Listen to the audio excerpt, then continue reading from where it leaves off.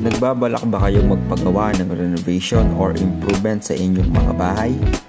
Ito yung mga kailangan ninyong tandaan at paghandaan bago kayo magpagawa ng inyong bahay. Kailangan i-check maigi ang mga existing na naka-install sa bahay, tulad na lamang ng pader, ng flooring at mga utilities. Dahil dito, nagkakaroon ng malaking tsansa na ang visible na kinote ninyo ay lalaki ang gastos, dahil hindi lahat ng mga tinatanggal ay yun lang yung mga kailangan tanggalin. Madalas, dadadamay or mas makikita ang mga kailangan tanggalin pagka may natanggal ka ng una sa mga part nito, tulad na lamang sa plumbing.